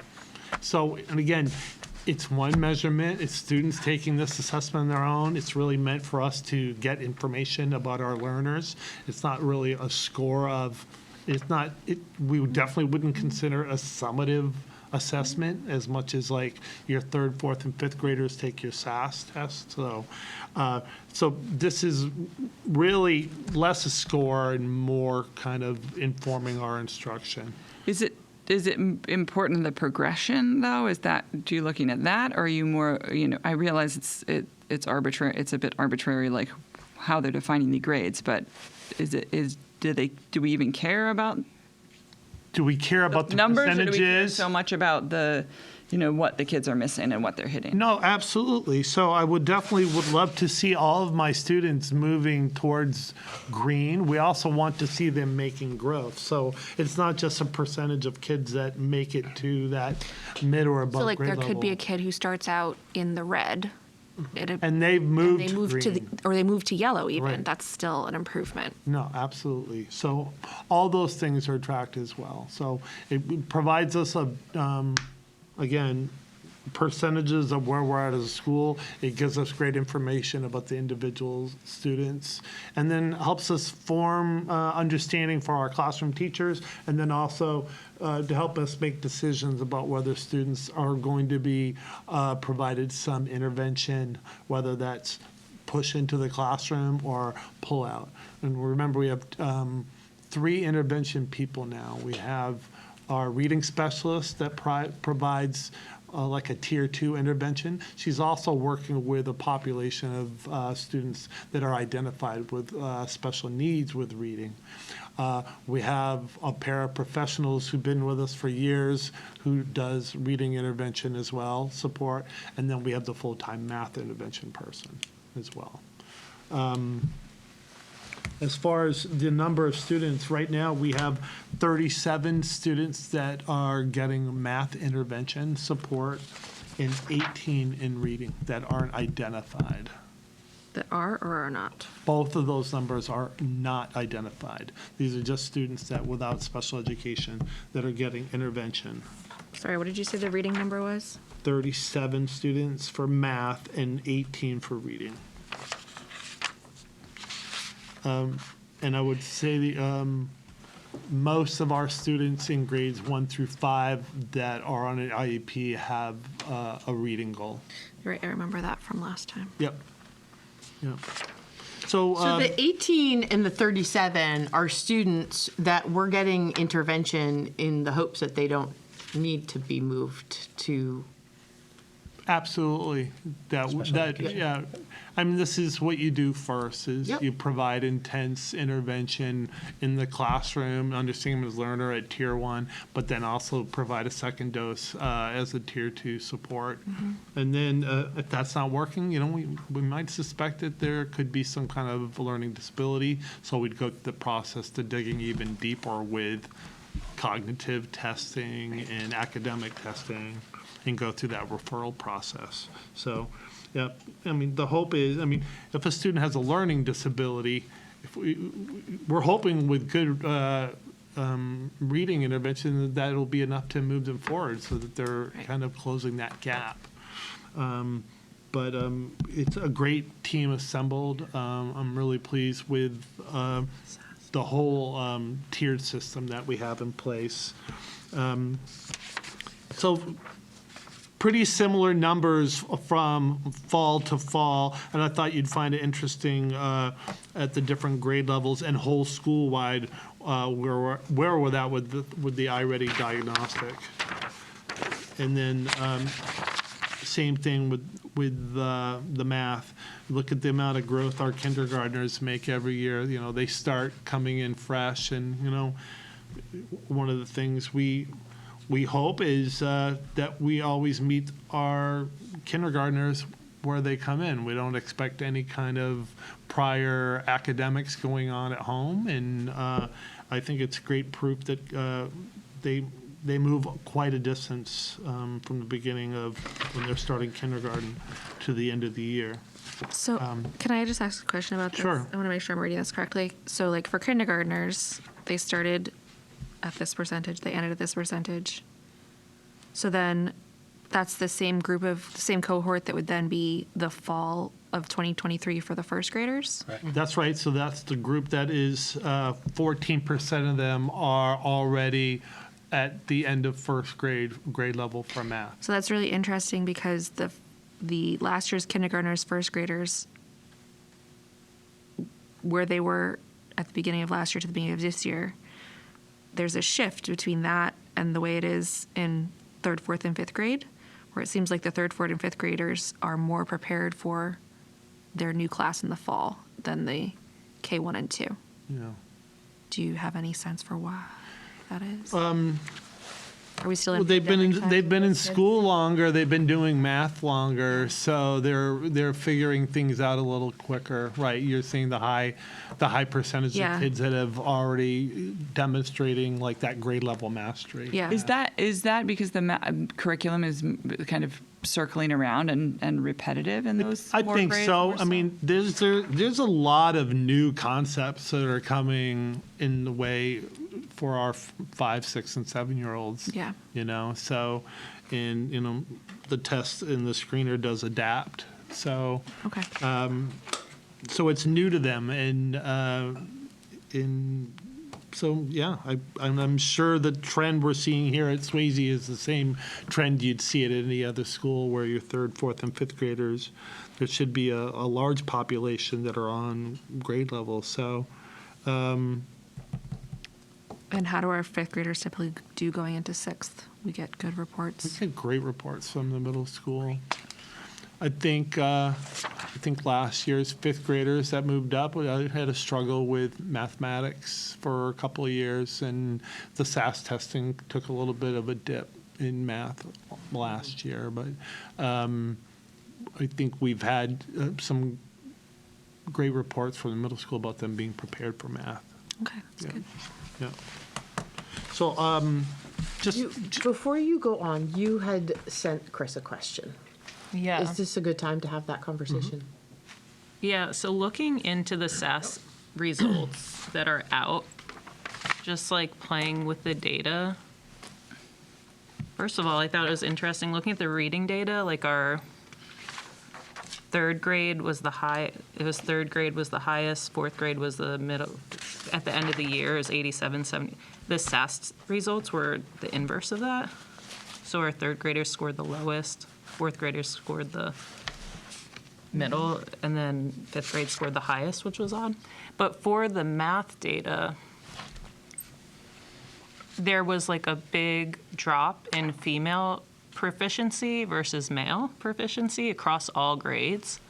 yeah, I remember you kind of pointing that out. Like if you too. look at third grade, 73% of girls were proficient versus 86% of boys. Fourth grade, 64% of 63% of girls to 85% of boys. And then fifth grade was 16% of girls to 55% of boys. Can we look at that in the school separate, or is What do you that mean? the state? No, that's No, ours. that's That's Swayze's just data. at That's Swayze. Swayze. Yeah, Wow. and that's last year only. I would love to take a look at that kind of historically to see if that's a trend that's happened, not just, Last year, because Last it's year. a pretty big, like fifth grade, the scores were lower, Yeah. but 16% to 55%, they're pretty big. Is there a higher Differentials? percentage of, like, is the population pretty even? Of who took, like the fifth grade, 100% of girls took it and 92% of boys. But are there more boys than girls? So, like, The data. not a skew it? ton. Like it just was across all grades. It's That's a pretty concerning. big, and so I just don't know, like if there's a reason, if that's a trend outside of Swayze. I didn't look at other districts Right. in that way, but just something to watch. And it was math, not It's reading. just math. It's Right. not. It wasn't science, which I thought was interesting. You would think it would be a similar, and it wasn't reading. So just something like Yeah, to no, be I- aware of yeah. because it's like and it wasn't like one grade; it was all of the grades, Yeah, and that's all good. the other subgroups were pretty. The socioeconomic subgroup was a little bit lower, but it wasn't that that much of a drastic much of a change. difference. Yeah, and quite honestly, I've never really looked at that statistic, and I would be curious to see where In past we've been years. through the last, 6, 7, 8 years as far as, Like what that looks like, Right. Or if there's something we can be doing to support girls in a different way. Right. It's like not. no, This isn't the SAS data, but right. Just looking and at it. There's always been clubs to push girls into STEAM and STEM, and those Mm-hmm. clubs have existed at Swayze for several years. So I know a few people have done. Do they exist currently? Chris, do you know if it's similar at other schools in the district? I have not even looked into the data. and I didn't look. Yeah. You can though, right? Can't you? Yeah, I can filter in a different way. So if we take out, which doesn't have to be a right now task either, but like, is there another school that's like more comparable, like Kensington? Kensington, maybe? They're It's- smaller. It's a much smaller percentage. Yeah, you're talking about one class instead of 3, but maybe Lincoln Street or Stratham. Like if you look at theirs, one second, grade, ascending, right? Then we've got all students female. This is just math. So their girls are 66%, their boys are 71 for 3rd grade. 4th grade, their girls are 62%, their boys are 71. And 5th grade, the girls are 53, the boys are 59.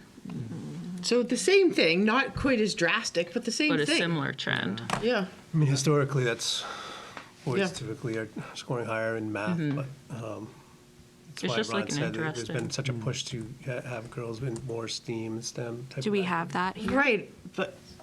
oh, Do we have pretty that program here? fascinating, What's that? actually. It's just Some sort of interesting. girls in STEAM Because or they're STEM? taught. And Yeah. We do right now. There's no, it's like. Right now, there's no girls in STEAM club, but all of our students participate in STEAM classes. So I mean, it is interesting, like robotics club last year, I don't think any girls signed up for.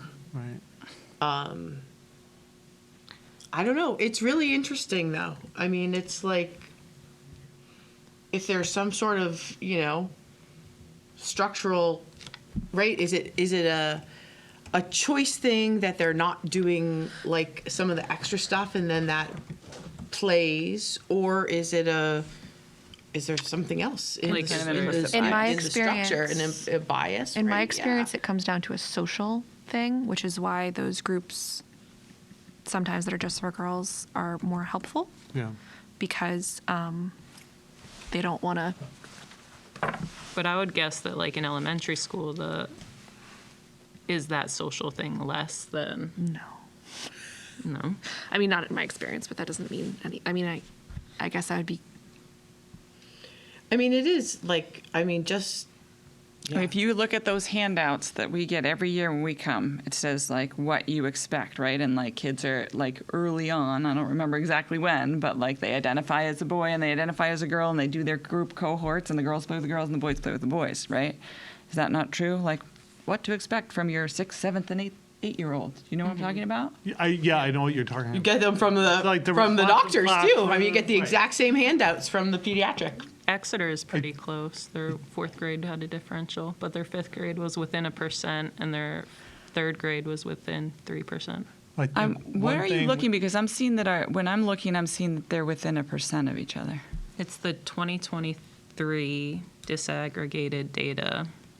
Maybe You can look- pull it by district and then by subject. You can filter by subject and then by subgroup. Maybe I want to somehow looking at 2022. I think that it would be a interesting conversation for like Jill and Katie and like just. I don't know. Just, I mean, So why don't it's we- certainly something that we don't want to overlook. I think they're great questions. Why don't Ron and I take it back and we'll have a meeting. We do have a monthly meeting with both Jill and Katie. bring it up there and dive into it and be able to report back to you some of our findings. Yeah. Perfect. Thank you. So, I have a breakdown from, so each, just take a packet of 3, and it's kind of breaks down the 3 times, fall 2022, fall 2023, and the end of last year. And again, I don't really have a lot of talking points because I kind of abbreviated everything in the graph. Bless you. Thank you.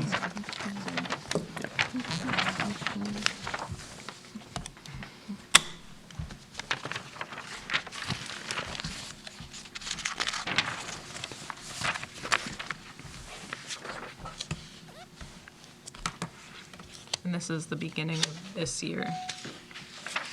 You have 3 sheets, and the top one is, I like to talk to them about the idea that better is to the left and worse is to the right. It really throws me off. That's not the way a number line works. It's true.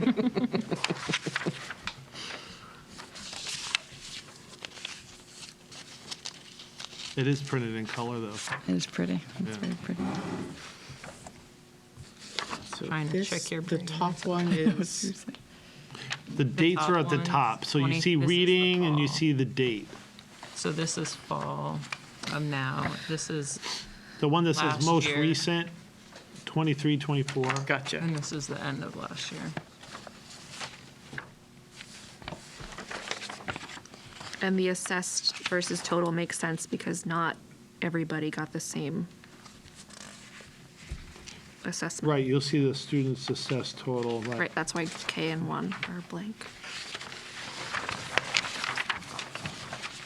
I thought second grade didn't do reading. They did last year at the end of the year, right? Oh, that's Right. the end of Last diagnostic. year's. And the beginning of last year, too, just not the beginning of this year. Right. And that's because the Acadians is relatively new, right? I think we're just changing what was most appropriate for our learners, you know. I think the thought was for KN1, not so much, but that our second graders would continue with the iReady reading diagnostic, but just decided to make that change.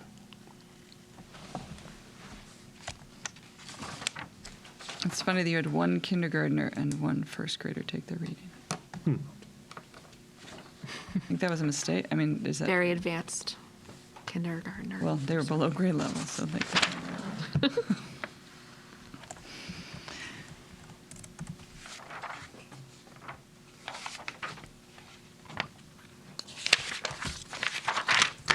Are there parents who would opt out of iReady? It doesn't look like it. I'm just seeing like. No. No.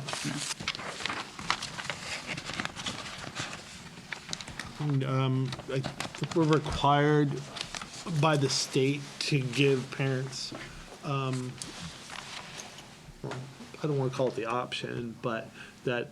Notification. The notification that doing that for the New Hampshire state testing and what that process looks like. So I think we're required to provide that information. So, but even given that letter, we still have very good participation in our state testing.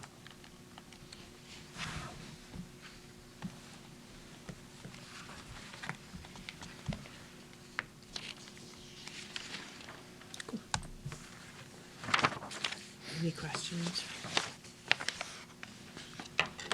So I'm hoping we have some time in December and that we'll have some statewide data for y'all. Great. For the SAS.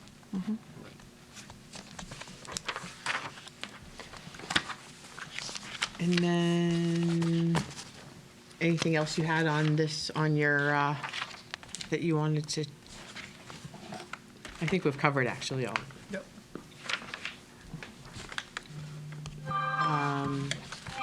Still 8 o'clock, everyone, just so you know. So, voting at schools. Jen? I wish I could tell you that the Secretary of State had announced the date. He has not. Okay.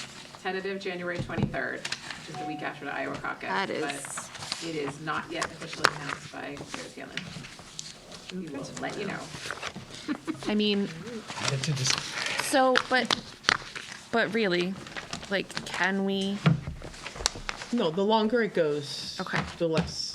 the bullet. I know that you're not deciding this, but you have to understand that the longer it goes, the harder it is for us to. We hear ya. Okay. I know it's not your Anything I choice. could do about it, or Daphne could do about it, we yep. would do so. Snow day.